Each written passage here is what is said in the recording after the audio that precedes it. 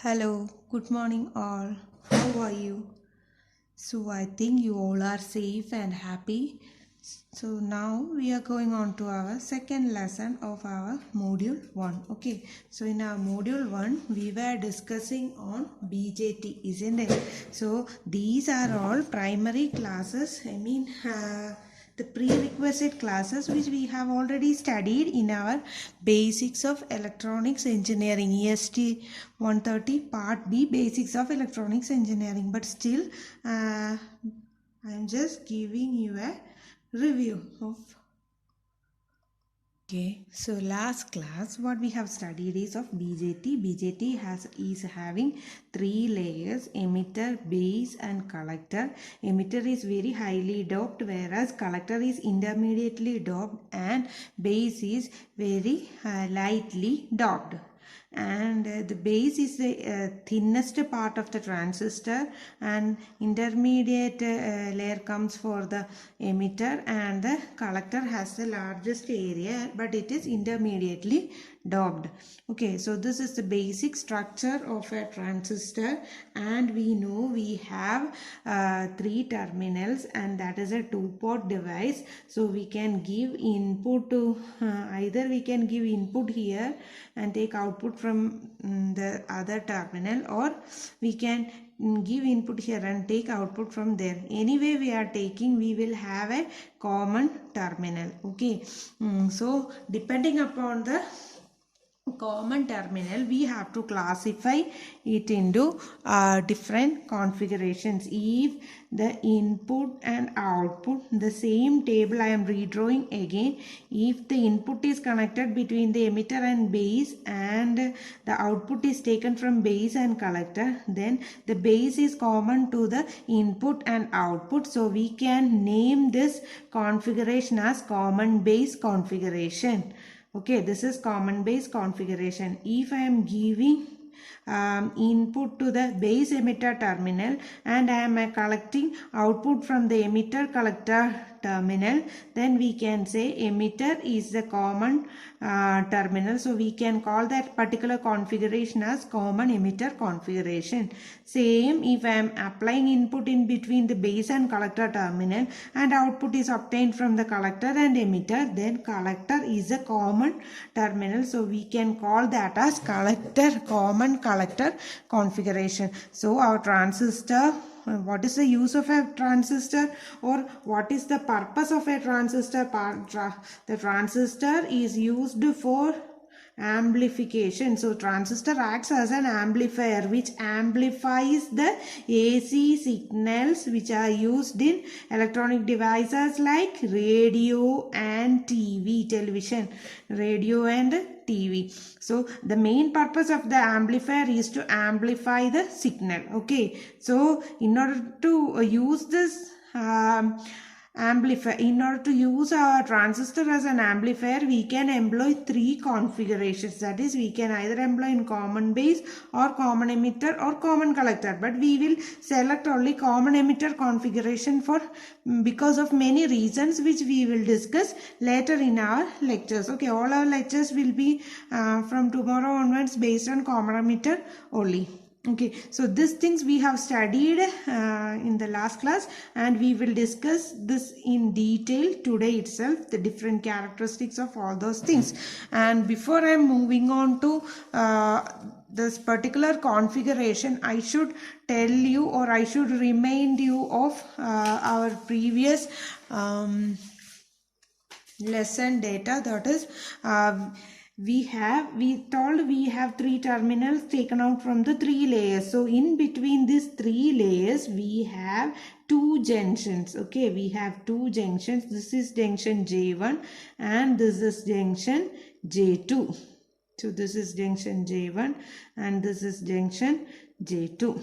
Okay, so what will happen when these two junctions are there? In order to facilitate the current flow, we know we have to require, or we have to give an external DC voltage or a biasing circuit for the electrons to gain energy and cross the barrier or cross the depletion layer for conduction. So we already know there are two types of biasing. That is, the two types of biasing includes forward biasing and reverse biasing. According to the diode or a single junction device, forward biasing will facilitate the current flow, whereas reverse biasing, there is a current flow, but the current flow is very small or can be neglected, and the current flow is only because of the presence of the minority current carriers. Okay, then we have discussed on the four modes of operation. So we have two junctions. Two junctions can be made forward biased or reverse biased. So two junctions, two biasing, four combinations are possible.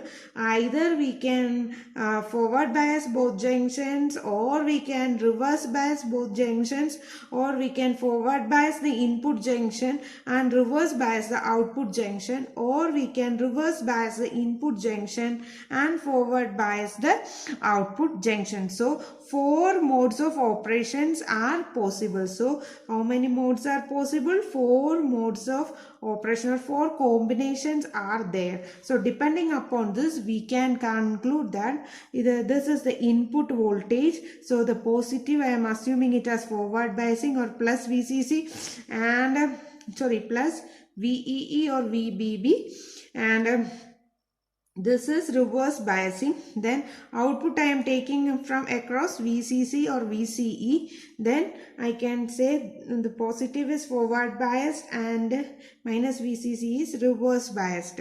So when both the junctions are forward biased, we have already discussed that the current flow will be immense and large amount of current is flowing, which is not good for our transistor. So when these are forward biased, when both junctions are forward biased, the transistor enters the saturation mode of operation. So here we can say it is saturation mode of operation. Similarly, if both the junctions are reverse biased, the current flow is only due to the presence of the minority current carriers, or the current flow is negligible, and I told you we name this as cutoff region. This as cutoff region. In cutoff region, if we are employing it as a logical switch, then cutoff region the value will be 0, and the saturation region switch will give the value 1. In case of digital logical circuits, if we are using the transistors. Okay. Next, what happens when the junction J1 is forward biased and junction J2 is reverse biased? This is the amplifier region mainly when junction J1 is forward biased and junction J2 is reverse biased. So this region I can say it as our active region, active mode of operation. So what will happen? So I am drawing with the NPN transistor. I am drawing. So NPN, this is my emitter, this is my collector, and this is my base terminal, and I am giving input, and so my input is here and output is here. When my first junction is forward biased, that is NPN. So N should be connected to the negative terminal and P should be connected to the positive terminal.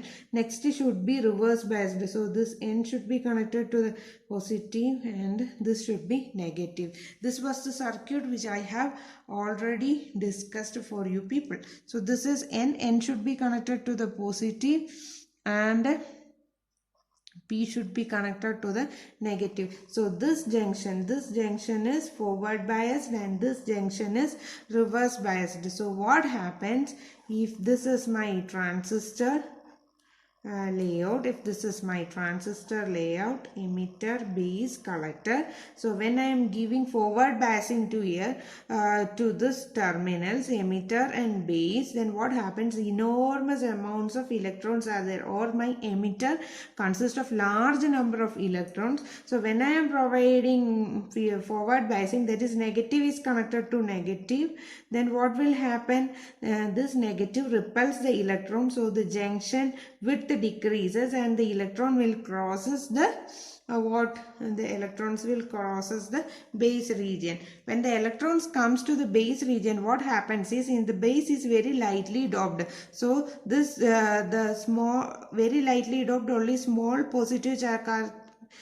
number of positive charge carriers are there or holes are there. So this electrons will recombine with the holes, but this doping is very light, only 5%, 3 to 5% of electrons will recombine with the holes here, and the rest of the electrons will try to stay here itself. So then what happens here, it is reverse biased.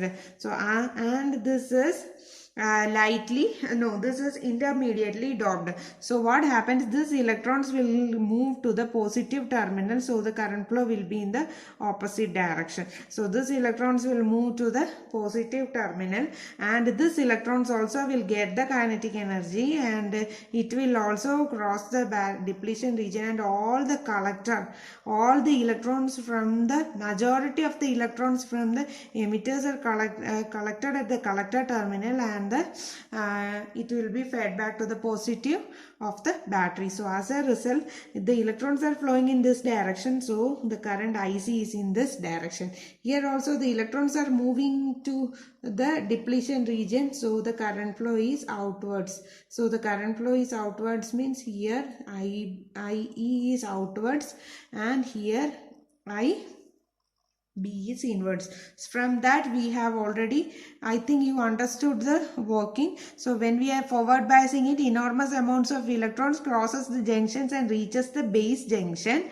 When they reaches the base junction, it recombines with the holes present here. Since the base is very thin and it is very lightly doped, only 5% of hole and electron combination will happen. Only 5% of the electrons emitted will recombine at the base, and rest of the electrons will stay here. When this output junction is reverse biased, the electrons acquire more energy because of the biasing, and it crosses the collector region, and it will be moving forward to the positive voltage bias. So what happens that all the emitters, all the electrons emitted, they have been got to the base and the collector, and especially the base current is very low, so we can say all the emitter current is approximately equal to the collector current. So I can say here I am applying Kirchhoff's current law, so I can say IE is equal to IB plus IC, and also the output current is IC.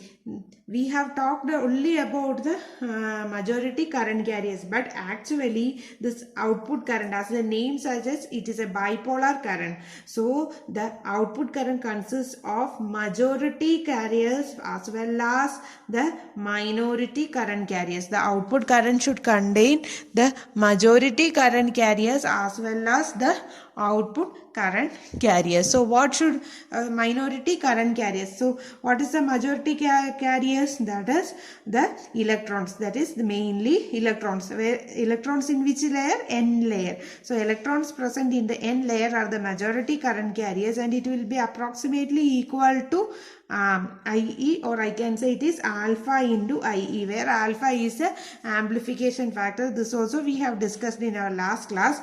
And also there is a current flow due to the presence of minority current carriers. How will it happen? Because this junction is reverse biased, so there will be a minority current flow. So that current flow we will call it as ICO, leakage current or surface leakage current, like that we will say. So this is the reverse current. So I can say my output current IC is equal to alpha times IE plus ICO. So we have to remember these two equations, that is IE is equal to IB plus IC and IC is equal to alpha IE plus ICO. This equation is common for all configuration of the transistor. So these things we have studied in our last class, and today what I am going to do is I am going to discuss on the different configuration. The first three configurations I have told you in the starting. Okay, so So now what I am going to discuss is I am going to discuss on the three different configuration of the transistor. So when the base is common to the input and output, we call it as common base configuration, and if the emitter terminal is common to the input and output, we call it as common emitter configuration. And similarly, if the collector terminal acts as a interconnection between the input and output, then we can call that particular configuration as common collector configuration. So these are the basic things which we have studied earlier. So first I am going to discuss on our common base configuration.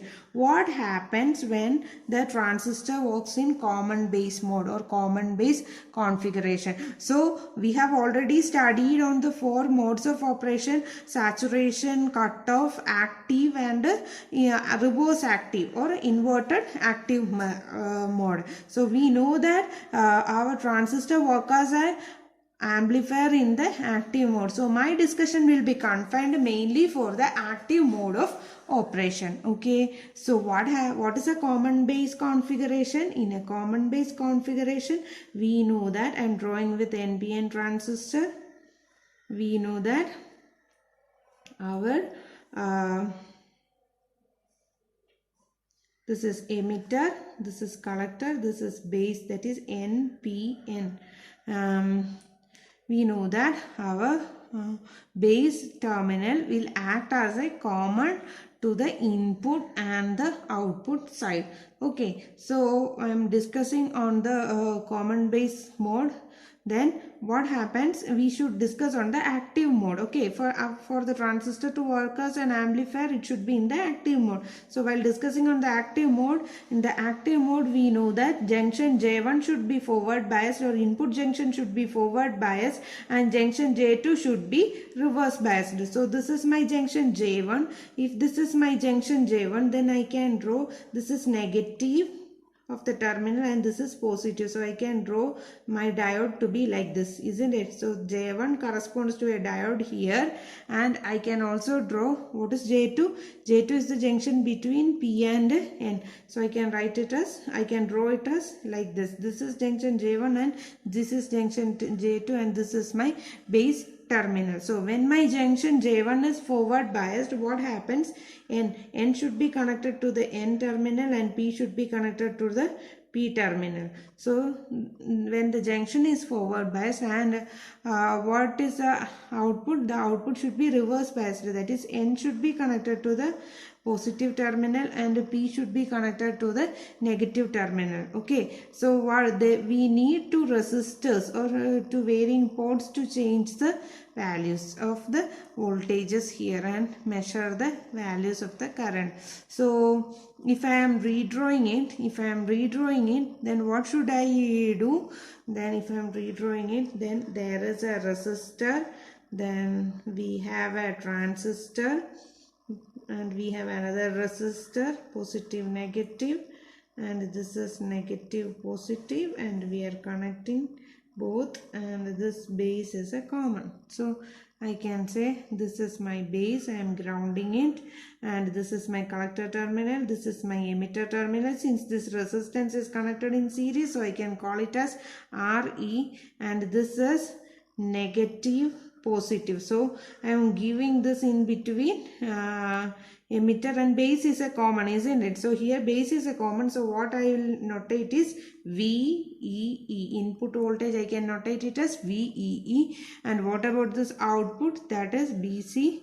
This is positive and negative.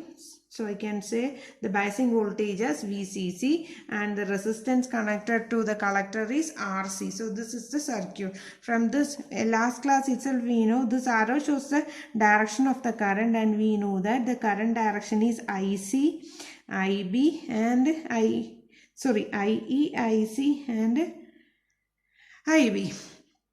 The direction also we have discussed in the earlier classes. No, I am not going, but I am writing the equation. IE is equal to IB plus IC, or we can also say that is IE is equal to IB.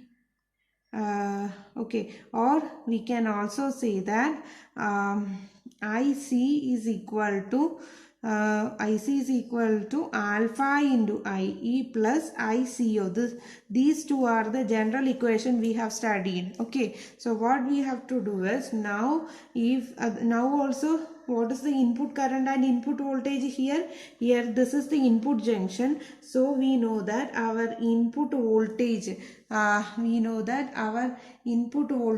is, what is input voltage? This here, that is voltage between B and E. Input voltage, V input is VBE, and what is the input current? Input current is, that is IE. And what is output voltage? Output voltage is equal to VBC, isn't it? The output voltage is equal to VBC, and the output current is equal to IC.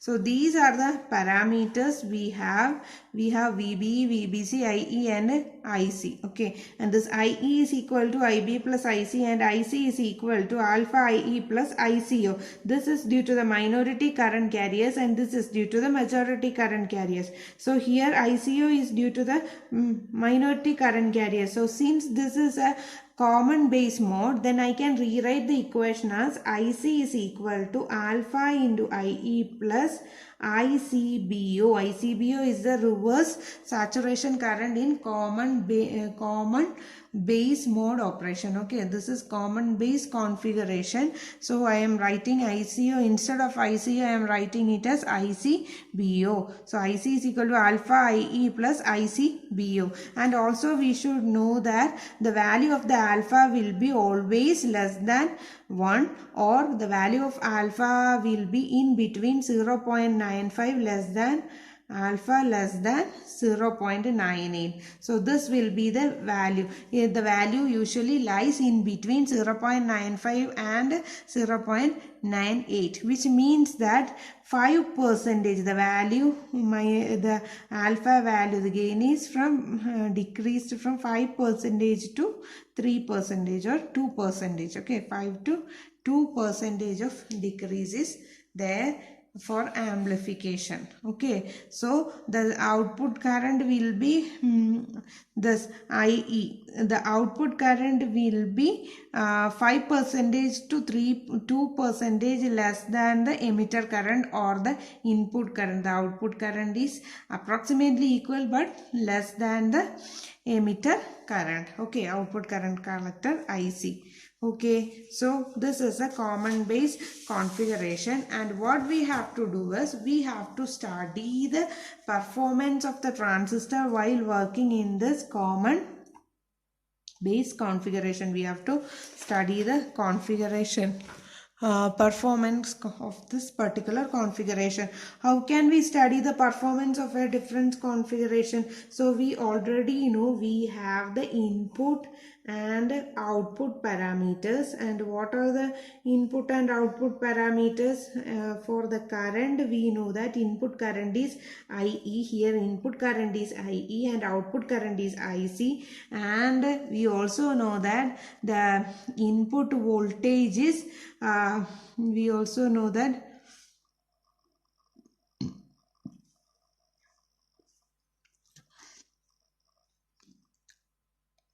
sorry, there was a disturbance.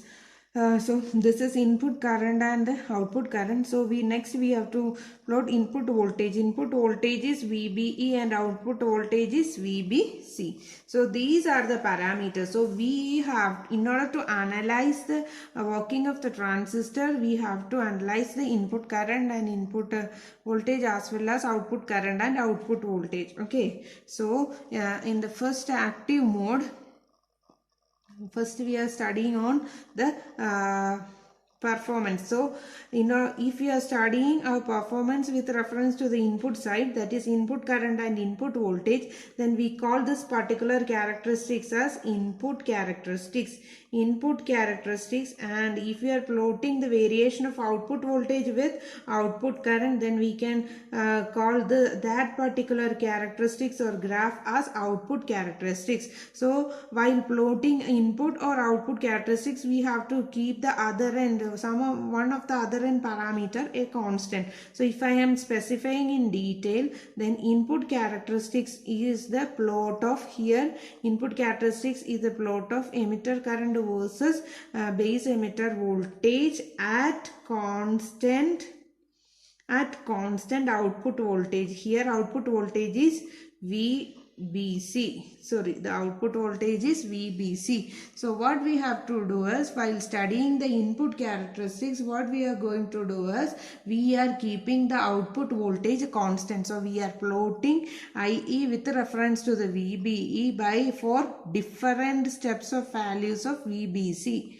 Okay, keeping VBC constant, we will plot the variation of IE and VBE. Then we will change the value of VBC, change the value to another constant value. Then again we will plot IE and VBE. So this plot we call it as input characteristics. Okay, similarly we can call the output characteristics. In order to find out the output characteristics, we have to keep the input current constant. So I should say the output characteristics is the plot of output current versus output voltage at constant input current, i.e. since the input current is a constant, we can call this output characteristics also as static characteristics. We can also call this as static characteristics. Okay.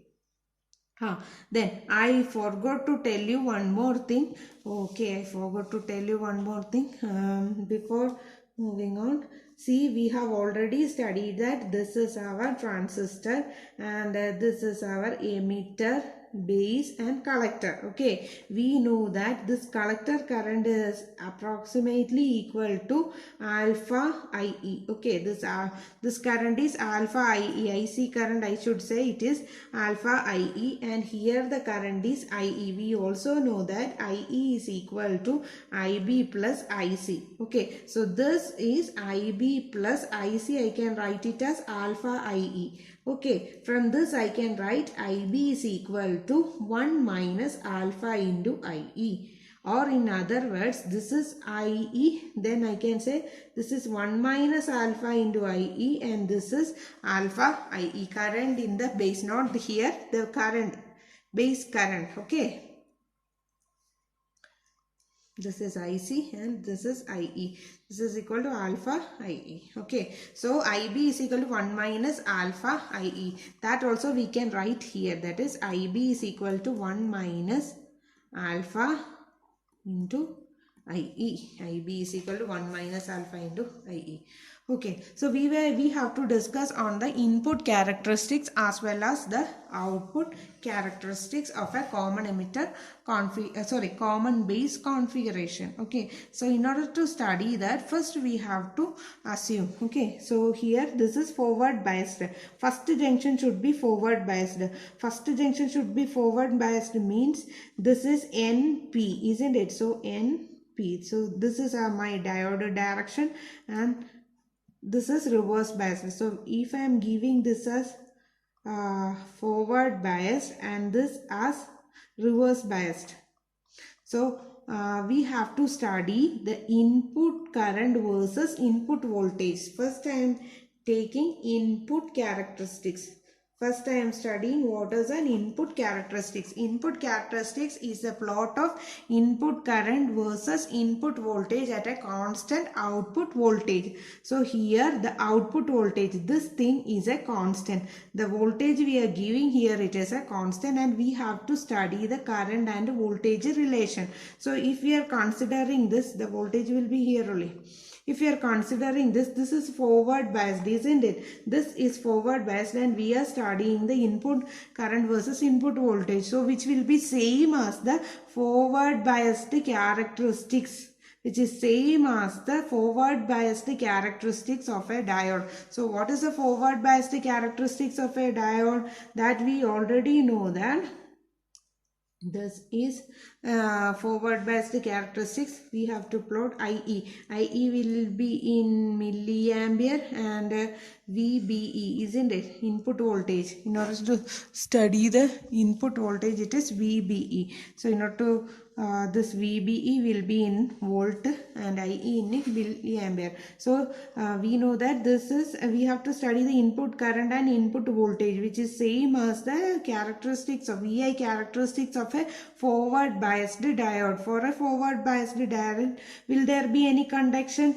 If we are not applying any voltage, there won't be any conduction. Okay, only minority current carriers will be there, that we are neglecting. So then we are starting applying the voltage, and naturally it will start to conduct. It will start to conduct after the knee voltage, or I should say it will start to conduct after the barrier potential. That is, for a silicon I will say it as 0.7. For a silicon I can say it is 0.7. So I am plotting at my output voltage. Output voltage VCE is equal to 1 volt. So at 1 volt the diode carrier will be of the same shape. This will be the same, the input characteristics will be of the same shape as of the forward biased VI characteristics of a diode. Okay, now we have to study what happens. So when VCE is 1 volt, so what happens when we are changing this particular voltage VCE? What happens when we are changing this VCE to another some 5 volt? Okay, what happens if I am applying this to some 5 volt? So what happens is that we have to discuss is, so here I'm drawing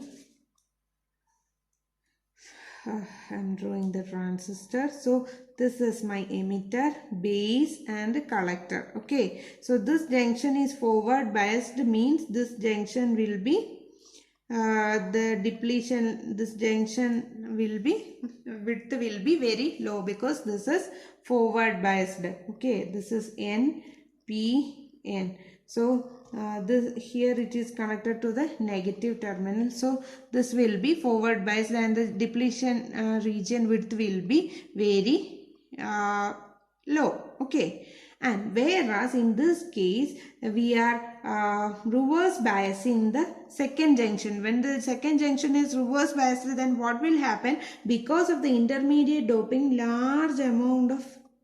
because of the intermediate doping and because of the reverse biasing, the depletion region will be wider. The depletion region will be wider for the second reverse biased junction. Because of the reverse biased junction, the width of the depletion region increases. Okay, the width of the depletion region increases. So if the original width of the depletion, if the original width of base region, or the original width of the base region, I am notating it as WB, original width of the base region. And what happens is because of the reverse biasing or because of the biasing, the width is reduced. Okay, the width is the width, effective width I should say, the effective width, or I should say the remaining width allowed, the remaining available width. Okay, remaining or available width of the base, that I should say W. I can call that width as WE, effective width. WEF, that is effective width. So if I am, first I was giving 1 volt. So if I am giving 1 volt, the width was W effective 1. Okay, so I have provided 1 volt here. So the effective width, that is the base region, base region available for the current conduction is WF. So if I have applied my reverse biased voltage as 1 volt, then it was WEF1, and now I am increasing my reverse biasing voltage to 5 volt. So naturally what will happen, if we are increasing the reverse biasing, naturally the width will also increase, and that here also the width increases, similarly here also the width increases. The depletion layer moves more deeper into the base region. You should understand that the depletion region moves more deeper into the base region. So what will be the effective width at 5 volt? It will be WEF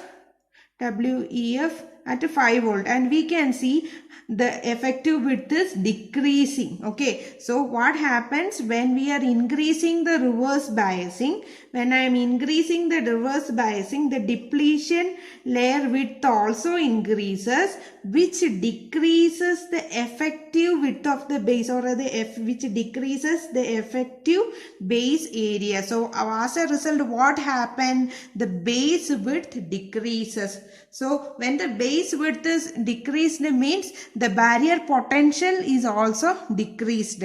So what will happen when the barrier potential is also decreased, which means that the chance of recombination decreases, because the effective base width decreases, which means it is lightly doped. So number of holes available also decreases, which means that the recombination decreases. The recombination of the electron and holes decreases. As a result, what happens? The input current increases. So IE increases, because all the current, input current entering, will be moving on to the collector region. So it will start increasing. Okay, so it will start conducting very early. It will start conducting very early. So this effect is called as the Early effect, or this is used in base width modulation. Okay, so this effect is known as Early, EARLY,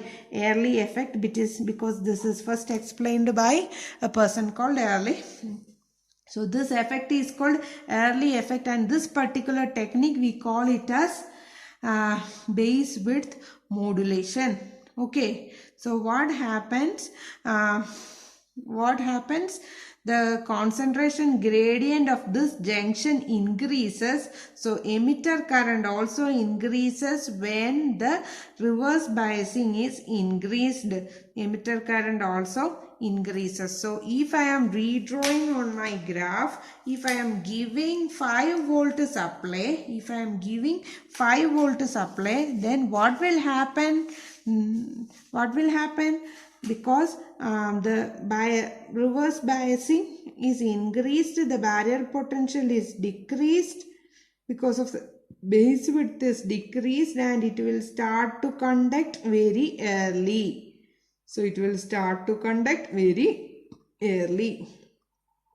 See, and this will be at 5 volt, so it will be start to conducting very early. This effect is known as early effect. So this is about the input characteristics of a common base configuration. So this is about the input characteristics of a common base configuration. Let me explain once more. I am explaining it. I hope you understood it. This is emitter region, this is our base region, and this is our collector region. First, what happens is this junction is forward biased, and this junction is reverse biased. So when this junction is forward biased, we are studying the voltage and current in the input side. So that is forward biased side. So our input characteristics will have the same graph as that of the in forward biased diode characteristics. Okay, so it will have the same graph as that of the forward biased diode characteristics. Then what happens is, first we are forward biasing this, so the depletion region width will be very low, and it will, all the electrons will start to move to or jump to the base region. Okay, and we are providing reverse biasing here. When we are providing reverse biasing here, in case of reverse biasing, the width of the depletion region increases. The width of the depletion region increases. And what was the original width? The original width of the base region was WB, and when I have applied reverse biasing, then the effective width, this area, the effective width I can call it as, or the available, the base area available for the conduction, I have renamed it as effective. That is, if I am applying first 1 voltage, then effective width will be this thing. Okay, so this area is the effective width. This area, this slashed area is the effective width. Then if I am increasing my reverse biasing, then what happens? The width of the depletion region increases. That means the depletion region will grow more into the base region. It will go more deep into the base region. As a result, the effective width in the second case, WEFF at 5 volt, when I am applying, the effective base width available for the base region is WEF in the second case is much lesser than the effective width at the first case. So when the reverse biasing voltage increases, the available base width decreases, or the concentration gradient at the junction increases, which in turn increases the emitter electrons, or it in turn decreases the barrier potential, and our transistor will start to conduct very early. With 1 volt it started to conduct at after some 0.8 volt, but now it just started to conduct early, just before 0.7 it started to conduct. So it is conducting early, and that particular effect we call it as early effect. I hope you understood for regarding the input characteristics. Now, this lecture is going to be more and more time consuming for me. I thought I will finish the 3 configuration characteristics, input and output characteristics of the 3 configuration within 30 minutes. Characteristics. Now it is 40 minutes, but still the input characteristics is discussed, so I am going a little faster. So next we have to plot the output characteristics. So when I am plotting the output characteristics, then here output characteristics, we have to study the variation of the output current. What is the output current? Output current is IC and versus output voltage. What is the output voltage? That is VCE. Sorry, VCB. B is the common. So we have to study IC versus VCB at constant input current. That is, IE should be constant. So we have to study the voltage between, the variation of voltage between this junction and a current.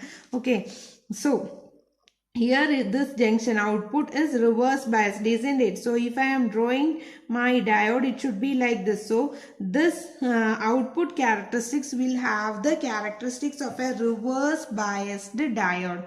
It will have the characteristics of a reverse biased diode. Output characteristics have the characteristics of a reverse biased diode. So what is the characteristics of a reverse biased diode that we know? How will be here? It will be like this somewhat, isn't it?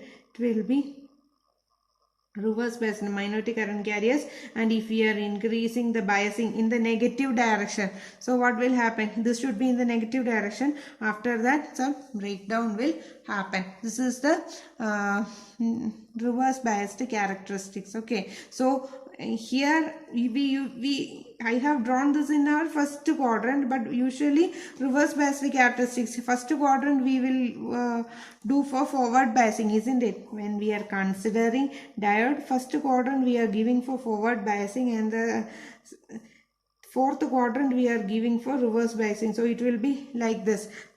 The same thing I have drawn here only. So reverse biasing, this is this reverse biasing voltage.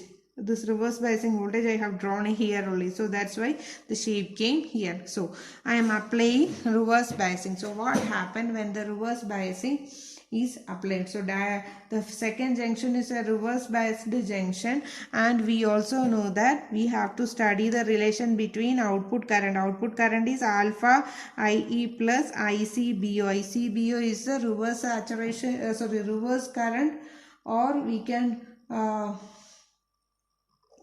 call it as a leakage current. Okay, so then what happens if my IE value is equal to 0? If my IE value, that is my input current, IE is equal to 0. If my input current, I am not applying any input current, then there will be a small current flow in the transistor, and that current flow we call it as this ICBO. ICBO, reverse saturation current. So this reverse saturation current happens when IE value is equal to 0. Okay, so we are studying output current. Output current will be usually in milliampere IC, and what is this voltage? VBC, and that will be also in the volt. VBC, instead of VBC I am writing VCB because of the polarity, isn't it? Because positive we are giving here, no? So VCB, and it is volt. VCB, and so when the emitter current is 0, then there is a presence of a small minority current carriers, that is ICBO. And what happens if I am increasing my emitter current?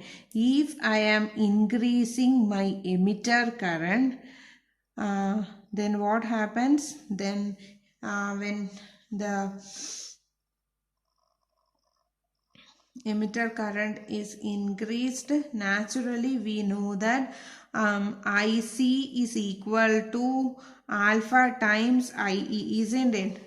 We have already studied IC is equal to alpha times IE, or IC is equal to alpha times IE, or I can say the alpha value is 0.98 to 0.95, so IC can be approximately equal to IE. So I should say if I am increasing my IE, so if I am increasing my IE, then naturally my collector current also increases.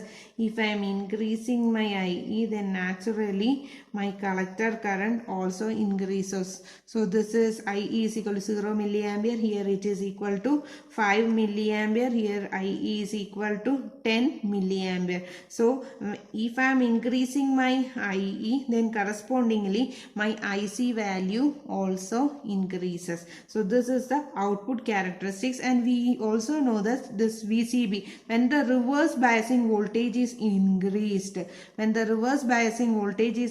there is a chance of breakdown.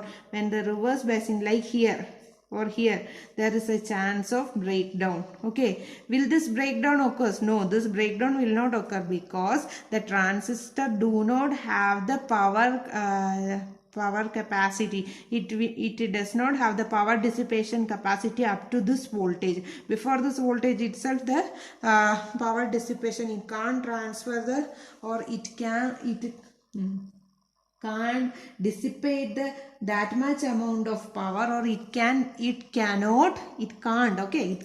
withstand that much of power. So before that itself, the diode will, this breakdown condition will not happen. Before the breakdown itself, the diode will be damaged. Okay, so what happens if we are increasing this reverse biased voltage, then it can lead to a breakdown. Okay, so now with the input characteristics and output characteristics, I have to tell you something. Okay, so this characteristics, this IE remains constant, input is constant, and the IC also seems to be constant, so we can call this output characteristics as a static characteristics or collector characteristics, collector diode characteristics or static characteristics. Okay, next I also want to tell you, see here the slope is what is the slope? The slope value is very low, isn't it? So first I am considering the input. This is the shape of the input characteristics, isn't it? What is the slope here? The slope here is, this is I and this is V. Okay, so I by V, the slope is I by V, that is 1 by R. So the slope gives 1 by Ri. This is the input resistance. Okay, so or the input resistance is equal to V by I. So this V value variation is very small and I value variation is very high, isn't it? The V value variation is very small and I value variation is very high. Okay, so this variation, this delta variation is high and this delta change of variation is very low. As a result, my input resistance value will be very low. So the input voltage, if I should say the input voltage Vi is equal to input current into Ri. What is the input resistance here? Now I can say it as Rie into Ri. Input current is emitter current IE into Ri. This is the input voltage. Okay. Then what is it? From here, if I am taking my IE is equal to, suppose my Vi value is some 50. Input voltage is some 50 and output voltage is some 20. Then I can say it IE value is 2.5. Okay, 2.5. And then what I have to do is, this is my 2.5 emitter current. So if I am finding out my collector current will be alpha times IE plus ICBO. Since this ICBO is very low, I can say alpha times IE. So what is alpha? Alpha, if I am taking it as 0.95. Okay, alpha value I am taking it as 0.95 into 2.5, which will be somewhat lesser than 2.5. So I am assuming it as some 2.2 or something. Okay, so we got the collector current IC. Now if I have to find out the output voltage, I am just finding out the amplification factor. So my output voltage will be output current into output resistance, that is IC into RC, and that value will be some the output resistance. What about the output resistance? Output resistance is, this is also current and voltage. What will be the resistance? Output resistance value will be equal to delta V by delta I. Is there any change in delta I? Delta I variation is very low. Here the delta variation is very low, and what is the variation of delta V? Delta V variation is there, but delta I variation is very low. So as a result, our output voltage, output voltage will be very high, or RC value will be very high. So what I have to do is, here I have assumed some 20 ohm, isn't it? So instead of that, I am assuming 20k. Okay, so this 2.2 into 20k, it will be some 4.20k, isn't it? So it is 44 kilovolt, like that. So there is an amplification in the input voltage.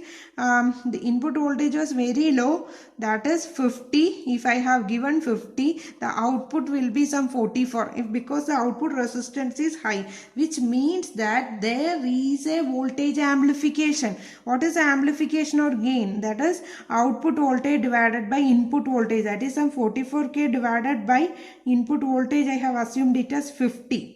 That value is much higher, that which means that the common base configuration will act as a voltage amplifier, and usually the amplification factor lies between 50 to 300 volt. Okay, For a common base configuration, the common base configuration acts as a voltage amplifier with an amplification factor of 50 to 300. Okay, 50 to 300 times the amplification factor. This amplification factor I can write it as AV. This amplification factor I can write it as AV. So AV is equal to 50 to 300. And what was the current gain? Current gain is alpha, isn't it? What is current gain? Output current. Output current is IC and input current is IE. Current gain is equal to output current divided by input current, IC by IE, that is alpha. Alpha value is 0.95 or less than 1. Which means that there is no current amplification, but there is a voltage amplification. So for a common base amplifier works as a voltage amplifier. Okay, so that's all for today's session, and I will summarize the next two configuration in the next class. Thank you.